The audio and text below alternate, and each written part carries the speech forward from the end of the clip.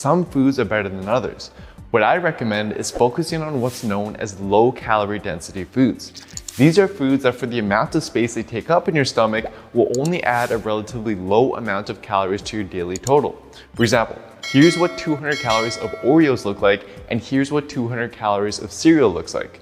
For the same amount of calories, you could fill your stomach with a mountain full of strawberries and carrots. Not only that, but since low calorie density foods tend to be unprocessed, they also tend to require more calories to burn and digest than more processed foods. Now, as for how much of a difference this can make for fat loss, a recent 2019 paper took 20 adults and first ran them through a diet consisting of only high calorie density processed foods for 2 weeks.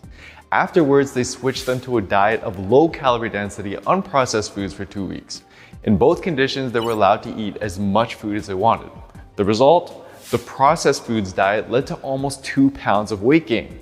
Once they switched to the unprocessed diet, however, their daily calorie intake dropped by over 500 calories and they ended up losing over 2 pounds. At the end of the stage, I'll provide a list of low calorie density food items for you to pick from. But before that, there is one more factor you need to pay attention to. Although eating fewer calories than your body needs will help you lose weight, you want as much of that weight loss to be from fat rather than muscle. This is where protein comes in. You need to start eating more of it.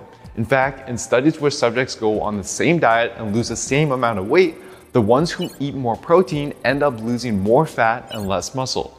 As for how much protein you should aim for, a good recommendation for relatively heavier males in this stage who are at a higher body fat is to eat 1 gram per centimeter of your height. So if you're 175 centimeters tall, aim to eat around 175 grams of protein per day, with the rest of your calories coming from carbs and fats. Whereas if you're a relatively lighter individual or closer to 15% body fat, then you'll want to multiply your body weight in pounds by 0.8 and at a minimum, eat that many grams of protein per day. Now this might sound like a lot at first, but as you'll see, it's pretty easy to do if you choose the right protein sources. So to apply this all, take a look at these lists. Here's a list of some low calorie density unprocessed foods, and here's a list with protein sources ordered from highest to lowest in terms of how much protein they contain relative to their calories. Use these lists to build your meals throughout the day